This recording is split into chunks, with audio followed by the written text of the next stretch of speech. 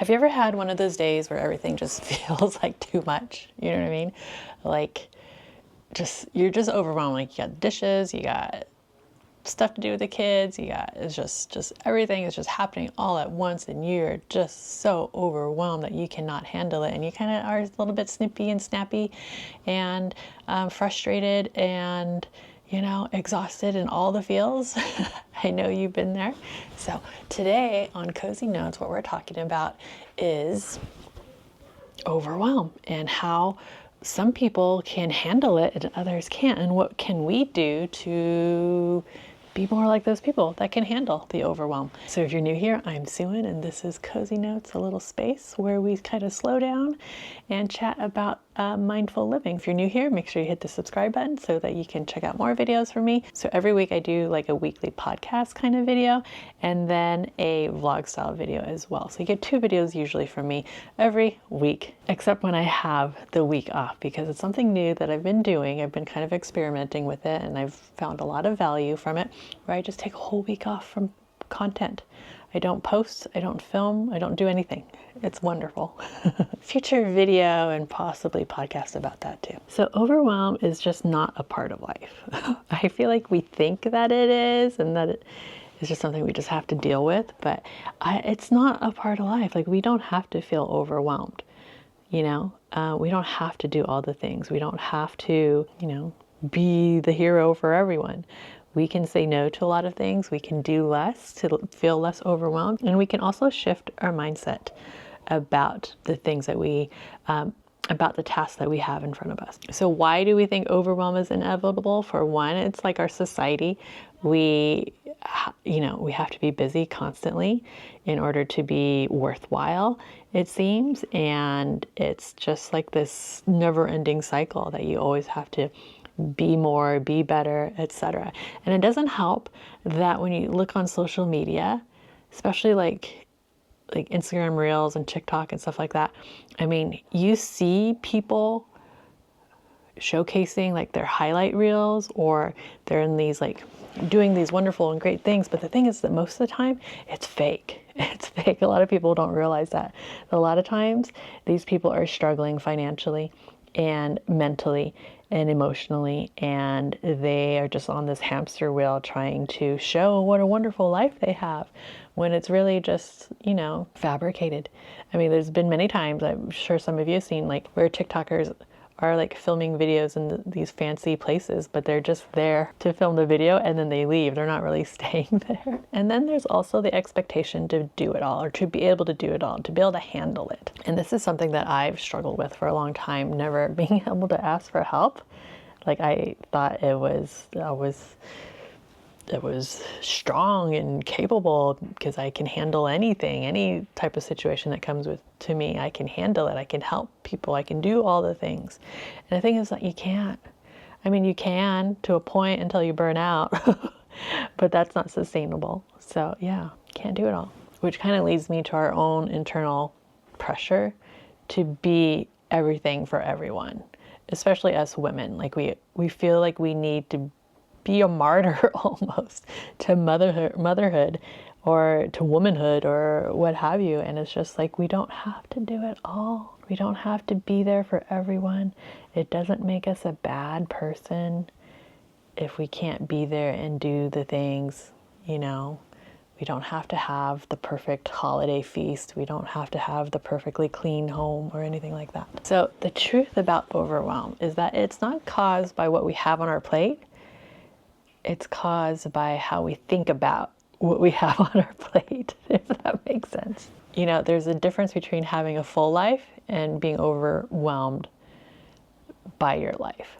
And it's all a mindset. So a lot of times I feel like mindful living, slow living, whatever you want to call it, you don't have to move far. You don't have to get rid of all your stuff and say goodbye to your family and friends and move far away on a homestead or the English countryside or anything like that in order to live a slow life.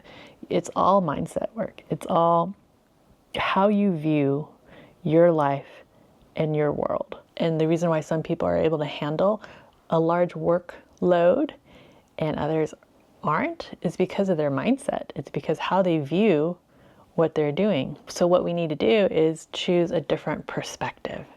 And it takes work. It takes time. It's not something that's going to happen overnight. You're not going to like all of a sudden listen to this podcast and be like, yeah, I just need to change my mindset. And then you're all set and ready to go. No, it's a lot of work. It's constant work. The work is never done. Just remember that. The work is never done. You constantly have to work with your mindset and how you view things and all that stuff. There's no easy way out. There's no hack or anything like that. Like, let's stop trying to hack our lives and instead face the reality of our life and make hard choices and change our mindset so that we can live the full and fulfilling, the full life that we desire. So the first is reframing. Instead of saying, I have too much to do, think of it, wow, I get to decide what's important to do, you know, because we all have stuff to do on our to-do list. It's never ending. It's never going to go away. Like, get over thinking like you're going to have a zero to-do list. You're never going to have a zero to-do list, just like you're never going to have a zero inbox unless you like don't have email. So yeah, we just have to reframe. Instead of thinking, I have so much to do, oh my gosh, you're just setting yourself up for overwhelm. Instead, think about, okay, there's a lot on my list, but I get to decide what's important. And then you do the important things, because a lot of things in our life are not important. A lot of the busyness that we have are not priorities. We just think they are, but they're just busyness. They're just distractions from what actually is a priority. I feel like our lives are consumed with busy tasks that are meaningless, you know? And so yeah, priorities. We need to learn how to prioritize. We need to learn how to reframe our mindset and recognizing what is actually necessary versus what's just noise. Most things are noise. And learning to say no and being okay with that. I feel like we have a hard time saying no because we want to be helpful.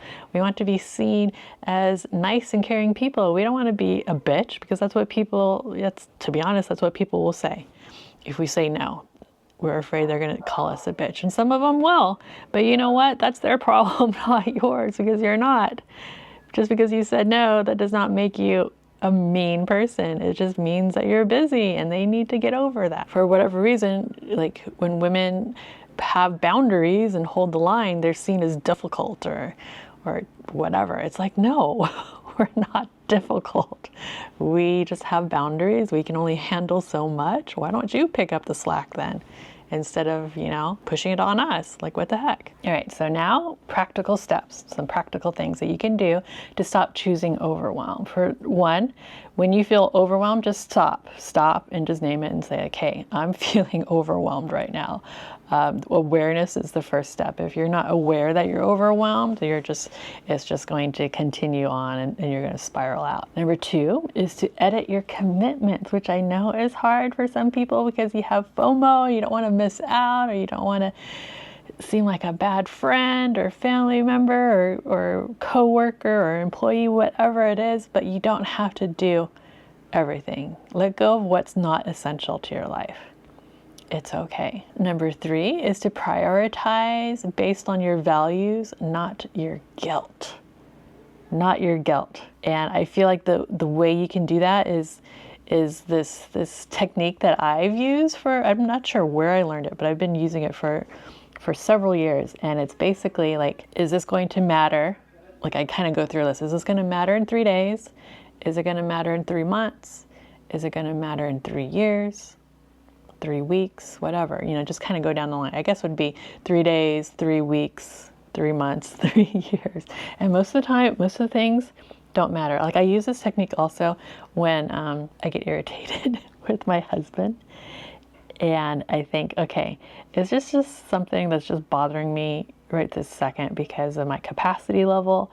Or is this something that is going to bother me 3 years down the road from now? Like, if I don't argue about it with him, is this going to affect us in the future? And most of the time, no. Most of the time, because it's just little stupid things is what it is when we argue and nitpick. It's usually because we're like at our capacity level is full and we just don't have the patience to deal with each other. So yeah, prioritize based on your values and not your guilt. Is it worth it? Will it matter in a month? I'm trying to find good lighting here. I'm gonna do that. Okay. Because my chair here is facing a weird angle, away from the window. I have a window right here. And I can't really put my chair over there because I have like a little fireplace and it'd be like in the way of the walkway. So anyways, I just have to deal. I may move my chair to a different, I don't know. I think I'll just leave it here and just deal with it. Maybe I just need to get a light to put here. They're just so big and cumbersome, you know? Okay, so totally off topic. And if you're listening to this, you're probably like, what the heck? I can't see anything. I don't know what you're talking about. And next is to create space. Create space, even when it feels impossible. You feel like, oh, you can't create space. You can't say no. You can't, you know, edit your commitments. You have to do everything. No, you don't. No, you don't. No, you don't. You do what's essential. You do what's important. You do what you have to do. But then a lot of the other things are not important. They're not important to do. And when we create more space, we have, for one, feel less overwhelmed. 2, we have more clarity. 3, we feel less rushed, you know, to do from one thing to the next. And so, yeah, I'm a big believer in white space or having like buffer zones in your calendar where you just don't have, you're not doing anything. So often I feel like people like on their calendar kind of everything is back to back. Back to back to back to back to back. And that is like crazy. That is like anxiety inducing. That's overwhelm. That's like you're setting yourself up for overwhelm, you know? Stop setting yourself up for overwhelm. Stop doing it. Just stop. You can do it. You have control over your schedule for the most part. You can build in white space, okay? Stop trying to do it all.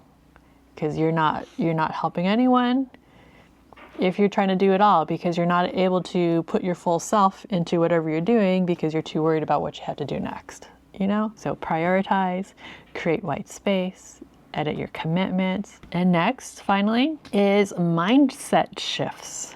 Done is better than perfect. This is something, as someone who is a former perfectionist, you know, if I didn't do it the way I expect things to be done, then I would procrastinate, you know? I would procrastinate. Or I would just like keep tweaking and changing until it's perfect, but then it's never perfect, so it never finishes, you know what I mean? Done is better than perfect, and that's something I have to remind myself all the time. And I think I've mentioned this before. There's I think he has like a marketing agency, but he also teaches storytelling to business owners. His name is Sun Yi. I think he's from New York, and sorry, there's a plane flying over. I hope you can hear me. He like posts on Instagram things that kind of make you think, I never thought of it that way, kind of a thing. And so he's saying like, your perfectionism is arrogance. And that really hit hard. And I'm like, oh my God, yeah. Me thinking that I have to only produce perfect work is me being arrogant. Is me being freaking arrogant. I am so arrogant to think that I can only produce top-notch quality work. And it's like, you know what? Good enough. Good enough. Done is better than perfect. It's good enough. It's good enough. Like when I edit my videos, I've gotten to the point where it doesn't take me long to edit because I tell myself it's good enough at the end. And in the past, I would have to repeat that over and over and over again to get me to stop, because it was so hard to stop and say, it's good enough, it's okay. It does not have to be perfect. And yeah, we just need to be okay. Done is better than perfect, right? It's good enough. And yeah, there's a ton of other truths to live by, but we really need to be okay with what's on our plate, shift our mindset, you know, prioritize, create white space, say no to things. Yeah, so choosing calm over chaos is possible. It's possible. And it's not about privilege, right? It's all about mindset. And overwhelm doesn't have to define you. Remember that. Overwhelm doesn't have to define you. You don't have to be that hot mess of a woman or man if you're listening to this. I know I have some men that listen to this as well. And yeah, you don't have to be a hot mess. You don't have to be that overwhelmed person who's always late to everything and that can't really be relied upon. You know, you're just kind of iffy about. You don't have to be that person. You can be calm. You can live a full life without doing all the things. So here's my question for you. Something I like to do now is to leave you with a little reflection question at the end of the podcast. So what's one thing you can let go of today to stop choosing overwhelm? And again, if you like this, make sure you hit that like button and subscribe if you're on YouTube. And if you're on Apple, I would love it if you left a review. Or on Spotify, you can leave 5 stars, right? 5 stars is the way to go. I love you guys so much, and I'll see you guys next time. Ciao.